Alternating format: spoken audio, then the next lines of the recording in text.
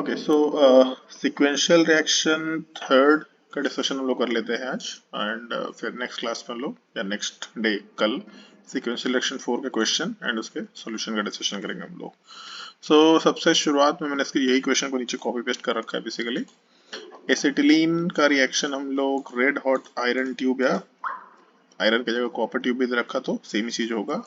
Acetylene का मतलब हो गया HC ट्रिपल बॉन्ड CH। तो basically C triple bond C ethyne molecule भी बोल सकते हैं।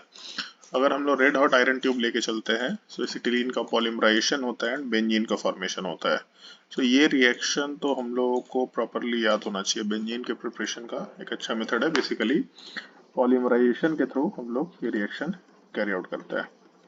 सबसे पहला step A will be benzene. फिर उसके बाद हम लोग कॉन्ग HNO3 के साथ रिएक्शन करा रहे हैं। अगर बेंजीन के ऊपर हम लोगों को नाइट्रेशन कराना होता है तो हम लोग HNO3 या HNO3 प्लस H2SO4 या फिर हम लोग N2O5 ले सकते हैं, NO2BF4 लग सकता है। अलग अलग टाइप के रिएजेंट है but normally HNO3 plus H2SO4 होता है या फिर कॉन्ग HNO3। हम लोग अपने प्रोडक्ट में बेंजीन के ऊपर NO2 ग्रुप अटैच कर सकते हैं। बेसिकली नाइट्रेशन होगा ऐसा बोल सकते हैं। फिर उसके बाद Sn प्लस HCl। अगर हम लोग को NO2 ग्रुप को रिड्यूस करना है हम लोग Sn प्लस HCl ले सकते हैं, जहाँ से NO2 हटेगा एंड NH2 का फॉर्मेशन होगा। बेसिकली एनिलीन का फॉर्मेशन होगा। कॉमन नेम भी हम लोग याद रख सकते हैं, एनिलीन मॉलिक्यूल का फॉर्मेशन हो जाएगा। फिर हम लोग एनिलीन मॉलिक्यूल का रिएक्शन NaNO2 के साथ करा रहे हैं in the presence of HCl। Basically diazonium salt का फॉर्मेशन होगा। डाइजोटाइजेशन रिएक्शन हम लोग वर्ड एसोसिएट कर सकते हैं। मैं मान के चलो कि ये सब वर्ड आपने सुन रखे हैं, बिल्कुल ऐसे अननोन टाइप की चीजें नहीं होनी चाहिए। Diazotization reaction N2 plus and Cl minus का फॉर्मेशन होगा। N2 एंड Cl ऐसा डाइजोनियम सॉल्ट का फॉर्मेशन किया जा सकता है। फिर उसके बाद Ki डाइजोनियम सॉल्ट बहुत ही अच्छा लिविंग, मतलब डाइजोनियम सॉल्ट में जो N2 है that is a gaseous leaving group, बहुत ही अच्छा लिविंग ग्रुप होता है। इसलिए डाइजोनियम सॉल्ट बहुत ही अनस्टेबल होता है। बेसिकली डाइजोनियम सॉल्ट पे हम लोग किसी भी न्यूक्लियोफाइल को ऐड करके आराम से न्यूक्लियोफिलिक सब्स्टिट्यूशन टाइप का रिएक्शन कर सकते हैं, जिसको हम लोग SN1AR बोलते हैं। क्यों बोलते हैं ऐसा, कभी हम लोग फर्दर किसी दूसरे सिक्वेंशियल रिएक्शन में डिस्कस करेंगे। आप अपने नोट्स कॉपी से भी रिलेट करके देख सकते हैं। हम लोगों के Ki में जो I माइनस है इसको हम लोग N2 को रिप्लेस करने के लिए यूज करेंगे। अपने प्रोडक्ट में हम लोग बेंजीन के ऊपर जहाँ पे N2 था वहाँ पे आयोडीन लगा सकते हैं। आयोडो बेंजीन का फॉर्मेशन होगा। आपको एक इन्फॉर्मेशन याद होना चाहिए, normally aryl fluoride and aryl iodide बनाना मुश्किल होता है। नॉर्मली अगर हम लोगों को ये दोनों मॉलिक्यूल्स बनाने हैं तो हम लोग डाइजोनियम सॉल्ट के थ्रू बढ़ सकते हैं, Ki एंड दूसरा HbF4। ये इस रिएजेंट के थ्रू हम लोग फ्लोरिनेशन करा सकते हैं। ये हम लोग को याद होना चाहिए। चलो आगे बढ़ते हैं। फिर हम लोग Mg के साथ ड्राई ईथर का डिस्कशन कर रहे हैं। Mg एंड ईथर दे रखा हो वर्ड, ड्राई ईथर वर्ड दे रखा हो, दोनों सेम ही चीजें हैं। ग्रिग्नार्ड रिएजेंट की प्रिपरेशन में आता है। अगर हम लोग अल्काइल हैलाइड या अराइल हैलाइड का रिएक्शन मैग्नीशियम और ड्राई ईथर के साथ करते हैं, ऑल्दो अगर बेंजीन का स्ट्रक्चर है मतलब एरोमेटिक पार्ट है, ईथर में THF दे रखा होना चाहिए, टेट्राहाइड्रोफिरॉन। क्यों ऐसा है ये डिस्कशन आप लोगों ने देखा होगा ग्रिग्नार्ड रिएजेंट टॉपिक में, नहीं भी है तो कोई दिक्कत नहीं है, बेसिक सा इन्फॉर्मेशन है। तो ये भी ईथर थोड़ा हेवियर ईथर है, हायर बॉइलिंग पॉइंट पे या हायर टेम्परेचर पे एग्जिस्ट करेगा। अब लोगों के प्रोडक्ट में बेंजीन और आयोडीन के बीच में मैग्नीशियम आएगा। बेसिकली PHMgI का फॉर्मेशन सीधा मैं से लिख लेता हूँ, PHMgI इस कंपाउंड का फॉर्मेशन हो जाएगा। फिर हम लोग नेक्स्ट स्टेप में रिएक्शन करा रहे हैं HBr के साथ। अब इसमें एक छोटा सा चीज है जो ध्यान रखने लायक है, जो मैंने यहाँ पे डाला है। बेसिकली हम लोग HBr देखते हैं Br माइनस वगैरह का एडिशन सोचा करते हैं, लेकिन ग्रिग्नार्ड रिएजेंट में ऑलरेडी एक न्यूक्लियोफाइल है। न्यूक्लियोफिलिक पार्ट मतलब PH माइनस ऑलरेडी न्यूक्लियोफाइल है। बेसिकली बेंजीन पे माइनस चार्ज है। एक न्यूक्लियोफाइल दूसरे न्यूक्लियोफाइल Br माइनस से रिएक्शन तो कर ही नहीं सकता, और दूसरा ग्रिग्नार्ड रिएजेंट सबसे पहले तो एसिड बेस रिएक्शन करेगा। H प्लस बहुत ही रेडिली अवेलेबल है। ये H प्लस इस PH माइनस के साथ कंबाइन करके बेसिकली H का एडिशन कराएगा। अपने प्रोडक्ट में सीधा हम लोग बेंजीन का फॉर्मेशन कर सकते हैं, मतलब एक नॉर्मल बेंजीन का फॉर्मेशन हो गया। इसलिए मैंने क्वेश्चन दिया था। बहुत सारे लोग इसमें Br ऐड करके कुछ कुछ और सोचने की कोशिश करेंगे, but this is simply benzene ring acid base reaction का पार्ट है। ये इन्फॉर्मेशन थोड़ा हम लोग ध्यान रख सकते हैं। फिर उसके बाद आगे चलते हैं, 1 मिनट थोड़ा गैप क्रिएट कर लेता हूँ। सो इसके आगे अगर हम लोग बढ़ेंगे तो हम लोग के रिएक्शन में बेंजीन का रिएक्शन है CH3Cl के साथ in the presence of AlCl3। ये सीक्वेंशियल रिएक्शन 2 में भी डिस्कशन किया हुआ है। CH3Cl के साथ जब आप AlCl3 का डिस्कशन करते हैं, सो फ्रिडल क्राफ्ट अल्काइलेशन की बात कर हम लोग, और फ्रिडल क्राफ्ट अल्काइलेशन वाले पार्ट में हम लोग बेंजीन के ऊपर CH3 ऐड कर लेंगे। बेसिकली टोल्यूइन मॉलिक्यूल का फॉर्मेशन होगा। मैं कॉमन नेम लिखते चला जा रहा हूँ, जहां जहां के कॉमन नेम जहां तक डिस्कशन हो सकता है वो लिख के चले जाए तो बेस्ट है। टोल्यूइन का रिएक्शन अगर हम लोग CrO2Cl2 के साथ कराते हैं, this is chromyl chloride. So chromyl chloride के साथ जब हम लोग हीटिंग करेंगे, this is a oxidising agent, oxidation reaction होगा। इसी को हम लोग इटार्ड्स रिएक्शन भी बोला करते हैं। ये नाम भी आपको ध्यान रखना है, इटार्ड्स रिएक्शन। सो CH3 जो बेंजीन के ऊपर है ये CHO में कन्वर्ट हो जाएगा। बेसिकली बेंजीन के ऊपर CHO का फॉर्मेशन या सिंपली बेंजल डिहाइड का फॉर्मेशन होगा, हम लोग ऐसा कंसिडर कर सकते हैं, बेंजल डिहाइड।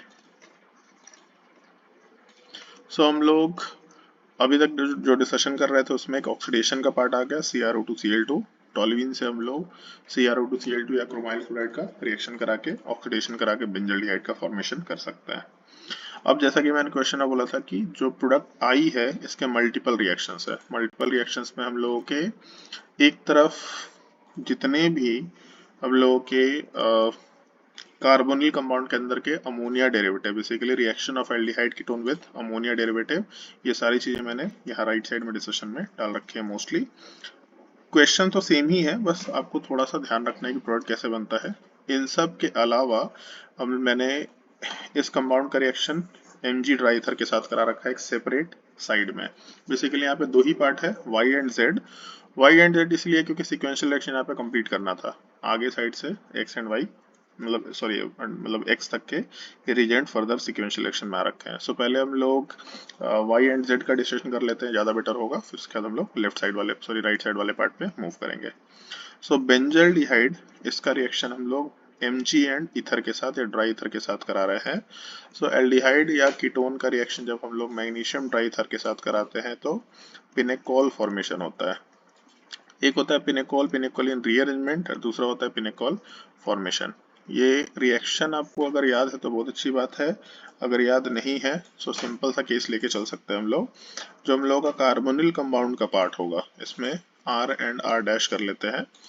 एल्डिहाइड ग्रुप हो या कीटोन ग्रुप हो, सेम ग्रुप हो या डिफरेंट ग्रुप हो, अगर इसका रिएक्शन हम लोग मैग्नीशियम के साथ कराते हैं in the presence of ether, और नॉर्मली सेकेंड स्टेप में वाटर भी होना चाहिए। सो हम लोग बस सिंपली एक काम करते हैं, दोनों कार्बोनिल कार्बन को आपस में अटैच कर लो और डबल बॉन्ड ऑक्सीजन वाले पार्ट को OH में कन्वर्ट कर लेंगे। सो अपने प्रोडक्ट में R के साथ C, इसके साथ R डैश, ये कार्बन दूसरे वाले साइड में भी R के साथ C एंड R डैश, दोनों कार्बोनिल कार्बन आपस में अटैच हुए, जो डबल बॉन्ड ऑक्सीजन था इसको हम लोगों ने OH में कन्वर्ट किया। बेसिकली बगल वाले कार्बन के ऊपर OH ग्रुप है, सो विसनल डायोल का फॉर्मेशन होगा। इसी चीज को हम लोग पिनेकोल भी बोला करते हैं। सो बेसिकली पिनेकोल का फॉर्मेशन हो गया, ऐसा हम लोग कंसिडर कर सकते हैं। सो एक साइड में हम लोग पिनेकोल का फॉर्मेशन करा सकते हैं और हम लोगों को ऊपर बेंजल डिहाइड मिला हुआ था। सो बेंजल डिहाइड का मतलब एक तरफ तो पीएच ग्रुप है ऐसा, और दूसरे तरफ हम लोग का H ग्रुप है। सो अपने प्रोडक्ट वाले पार्ट में दोनों साइड सेम ही ग्रुप है, PH एंड H, दोनों पार्ट आपस में अटैच होंगे। जब अटैच होंगे तो यहाँ से हम लोग प्रोडक्ट का फॉर्मेशन आसानी से कंसिडर कर सकते हैं। सो यहाँ पे कहीं पे एक जगह PH होगा, बाकी दूसरी तरफ भी PH होगा, बाकी H एंड H की बात कर सकते हैं हम लोग। ये हम लोगों का एक छोटा सा डिस्कशन का पार्ट था। अब इसके बाद हम लोग H+ के साथ रिएक्शन करा रहे हैं। इस चीज को हम लोग पिनेकोल पिनेकोलिन रीअरेंजमेंट का केस बोला करते हैं। मैं मान के चल रहा हूँ कि आपको बेसिक केस आता होगा। सबसे पहला काम, OH को हटा करके हम लोग पॉजिटिव चार्ज बनाते हैं, फिर कार्बोकेटाइन रीअरेंजमेंट करते हैं। सो दोनों में से दोनों OH एग्जैक्टली सेम है, किसी भी एक OH को हटा लो कोई फर्क नहीं पड़ेगा, positive charge. Phenyl shift and hydride shift में पहला प्रायोरिटी तो हाइड्राइड शिफ्ट का होगा माइग्रेटरी एप्टीट्यूड के हिसाब से। सो हम लोग का H राइट साइड में शिफ्ट होगा, पॉजिटिव चार्ज लेफ्ट साइड में शिफ्ट करो, और फिर प्रोडक्ट वाले पार्ट में PH के साथ जो OH है वो अपना लोन पेयर कोऑर्डिनेट करके H+ हटा के basically double bond oxygen ketone का फॉर्मेशन करेगा। बगल वाले कार्बन पे एक H पहले से था, एक पीएच पहले से था और एक एच अभी आ गया, ये हम लोग के प्रोडक्ट का फॉर्मेशन होगा। इसको हम लोग पिनाकोलिन भी बोला करते हैं। This is pinacol pinacolone rearrangement. This will be the compound Z. इन दोनों के डिस्कशन के बाद फिर हम लोग बाकी सारे कंपाउंड्स के डिस्कशन पे आते हैं। मतलब ये दोनों रिएक्शन ऐसा है जो आपको याद होना चाहिए। अगर आपको याद नहीं तो अपने नोट्स कॉपी को रेफर कर लो, वहाँ पे पिनाकोल फॉर्मेशन और पिनाकोल पिनाकोलिन रीअरेंजमेंट या रिएक्शन दोनों चीजें दे रखी होंगी। फिर उसके बाद चलते हैं हम लोग अमोनिया डेरिवेटिव वाले पार्ट पे। सो एक डिस्कशन में पहले कर लेता हूँ। अगर हम लोग के पास कोई भी एल्डिहाइड या कीटोन दे रखा, अगर उसका रिएक्शन हम लोग किसी अमोनिया डेरिवेटिव के साथ कराते हैं, अमोनिया डेरिवेटिव का मतलब NH3 जो ग्रुप है इसमें से एक H को साइड कर लेते हैं। अगर SH के जगह पे कोई ग्रुप आ जाए तो फिर हम लोग इस चीज को अमोनिया डेरिवेटिव बोलते हैं। रिएक्शन बहुत ही स्ट्रेट फॉरवर्ड होगा। कार्बोनिल कार्बन से डबल बॉन्ड ऑक्सीजन हटाओ, नाइट्रोजन वाले पार्ट से दोनों हाइड्रोजन को हटाओ, प्रोडक्ट वाले पार्ट में कार्बन के साथ डबल बॉन्ड N, कार्बन पे जो ग्रुप जैसा था वैसे ही रहेगा, नाइट्रोजन पे जो ग्रुप जैसा था वैसा ही रहेगा। ये हम लोग प्रोडक्ट का फॉर्मेशन सोच सकते हैं। बहुत ही बेसिक तरीका है क्वेश्चन सॉल्व करने का। सो डायरेक्टली प्रोडक्ट पे जाएंगे हम लोग। तो सबसे पहला केस NH2OH। सो बेसिकली जो एल्डिहाइड ग्रुप है पीएच के साथ CH डबल बॉन्ड ऑक्सीजन, अगर हम लोग इसके साथ NH2OH का रिएक्शन करा रहे हैं तो हम लोगों के हाइड्रोजन वाले पार्ट को हम लोग हटाएंगे एंड ऑक्सीजन वाले पार्ट को हटाएंगे। प्रोडक्ट वाले पार्ट में पीएच के साथ CH डबल बॉन्ड NOH का फॉर्मेशन कंसिडर कर सकते हैं। This is called as oxime. दूसरा NH2NHPH, this is phenyl hydrazine. Product वाले पार्ट में बेंजीन के साथ CH डबल बॉन्ड, फिर यहाँ से भी NH2 वाले पार्ट के H2 को हटाएंगे, डबल बॉन्ड N, इसके साथ NH और एक benzene ring. This is called as phenyl hydrazone. इस नाम से एसोसिएट कर सकते हैं। जो फिनाइल हाइड्राजीन है इसके जगह पे हम लोग प्रोडक्ट वाले पार्ट में जो फंक्शनल ग्रुप बना that will be phenyl hydrazone, ऐसा हम लोग आराम से बोल सकते हैं। थर्ड वाले केस में भी H2 हम लोग रिमूव करेंगे। सो अपने प्रोडक्ट में पीएच के साथ CH डबल बॉन्ड ऑक्सीजन के जगह पे डबल बॉन्ड N आएगा, NH double bond O NH2। अगर यहाँ पे नाम कार्बाजाइड है तो हम लोग अपने प्रोडक्ट वाले पार्ट में कार्बाजोन वर्ड एसोसिएट कर सकते हैं, सेमी कार्बाजोन। अगर हम लोग उसके नीचे चलते हैं, ये हम लोगों ने लास्ट क्लास में डिस्कशन किया था। बेसिकली 2,4 DNP, इसको हम लोग 2,4 DNP टेस्ट भी बोला करते हैं, क्योंकि जो प्रोडक्ट बनेगा, प्रोडक्ट पहले बना लेते हैं पीएच के साथ CH डबल बॉन्ड, थोड़ा नीचे कर लेता हूँ मैं इसको, पीएच के साथ CH double bond N, single bond पे NH एंड बाकी बेंजीन रिंग वाले पार्ट से एसोसिएटेड हम लोग NO2 की बात कर रहे हैं, दो। सो शुरुआत में रिएक्शन है 2,4 डाइनाइट्रोफिनाइल हाइड्राजीन से। तो जो प्रोडक्ट होगा 2,4 डाइनाइट्रोफिनाइल हाइड्राजोन बनेगा। और ये जो प्रोडक्ट है, ये प्रोडक्ट वाला पार्ट येलो प्रेसिपिटेट के फॉर्मेशन में होता है। इसको येलो कलर से मार्क कर दे तो ज्यादा बेटर है। This will B yellow precipitate. Aldehyde and ketone का रिएक्शन है। बेसिकली एल्डिहाइड एंड कीटोन का आइडेंटिफिकेशन रिएक्शन है। इस पार्ट को तो लास्ट सीक्वेंशियल रिएक्शन में डिस्कस किया था हम लोगों ने, अब तक आपको याद हो जाएगा। किसी भी रैंडम फंक्शनल ग्रुप से अगर आपको एल्डिहाइड कीटोन को डिस्टिंग्विश करना है तो ये रिएक्शन आसानी से यूज किया कर सकते हैं। एन वाले ऑप्शन में एक प्रॉब्लम है, यहाँ पे नाइट्रोजन पे दो हाइड्रोजन है ही नहीं, एक ही हाइड्रोजन है।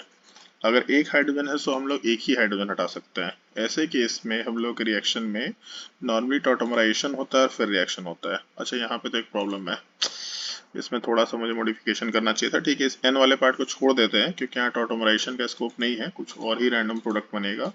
ये क्वेश्चन तो अभी सॉल्व नहीं कर सकते। मैं इसका प्रोडक्ट बता देता हूँ कैसे होगा। एक अगर ऐसा कुछ कंपाउंड होता, इसका रिएक्शन अगर हम लोग कराते NH के साथ CH3 के ऊपर, तो प्रोडक्ट में यहाँ तो रिएक्शन हो नहीं सकता, दो हाइड्रोजन चाहिए। सो पहले इसका टॉटोमराइजेशन होगा, C डबल बॉन्ड C के साथ OH बच जाएगा। और अब यहाँ से एक जगह से OH, एक जगह से H, बेसिकली H2 हटेगा और अपने प्रोडक्ट में C डबल बॉन्ड C, इसके ऊपर N और यहाँ पे दो CH3 ग्रुप होंगे। बेसिकली अल्कीन के ऊपर अमाइन है, इस चीज को हम लोग अल्कीन अमाइन या फिर सिंपली इनामाइन बोल सकते हैं।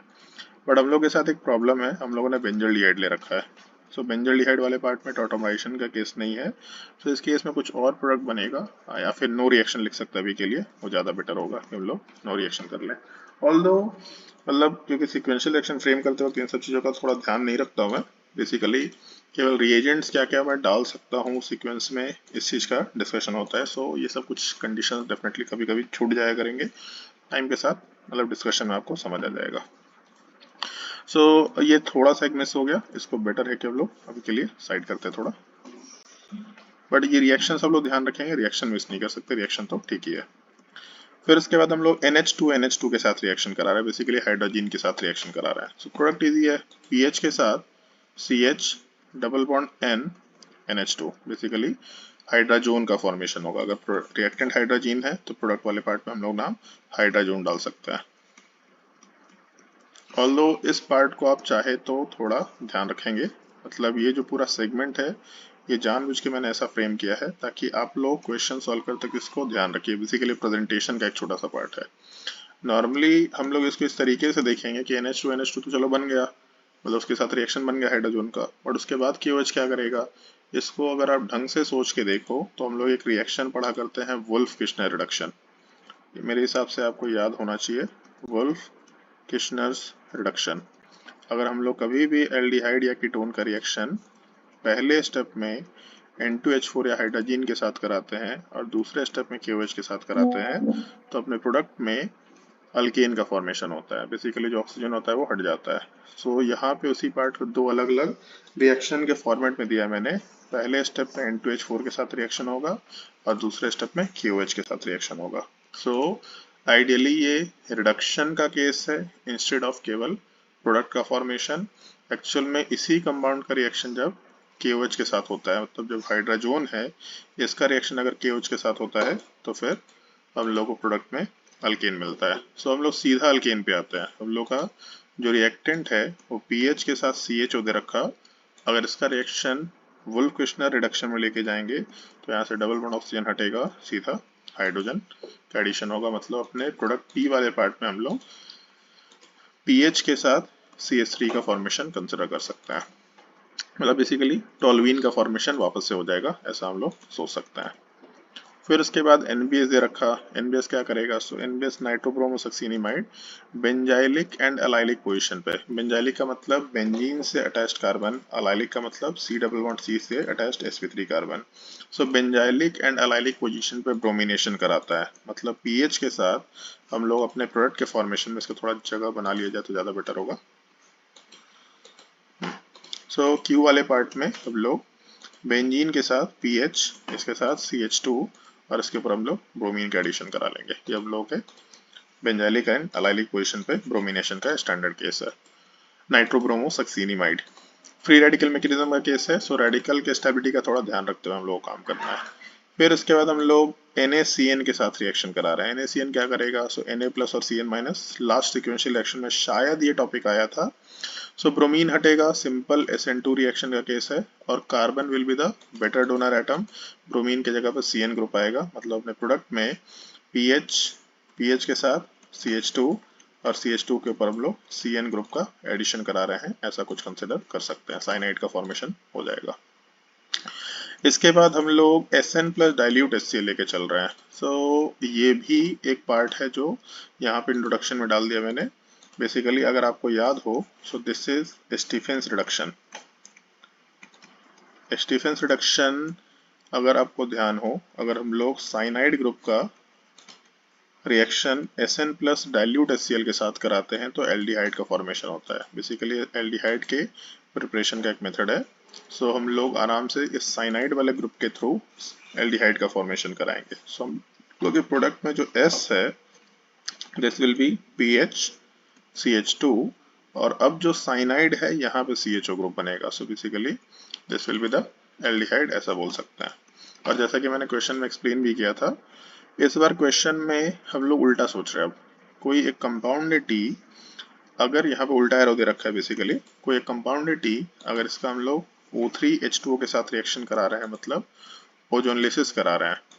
जब भी ओजोन मिलेगा मतलब ओजोनलिसिस की बात कर रहे हैं, एंड जिंक के प्रेजेंस में मतलब हम लोग रिडक्टिव ओजोनलिसिस करा रहे हैं। रिडक्टिव ओजोनलिसिस का मतलब प्रोडक्ट कीटोन या एल्डिहाइड पे ही जाकर रुक जाएगा। तो जब हम लोग T कंपाउंड का ओजोनलिसिस करा रहे हैं तो ये S बनेगा और दूसरा ये फॉर्मल्डिहाइड का फॉर्मेशन हो रहा है।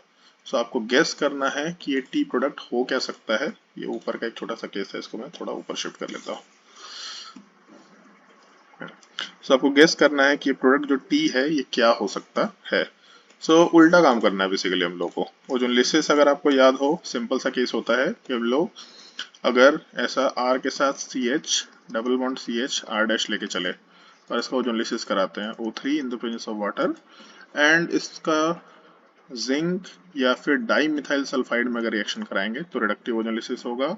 सिंपल सा केस है, डबल बॉन्ड तोड़ो एंड ऑक्सीजन जोड़ो। सो बेसिकली कार्बन पे दोनों जगह पे कार्बन पे डबल बॉन्ड गायब हो गया, दोनों पे हम लोग डबल बॉन्ड ऑक्सीजन अटैच कर लेंगे। सो प्रोडक्ट में R के साथ C double bond O H and दूसरे वाले साइड से भी R डैश के साथ C double bond O H ऐसा बना सकते हैं।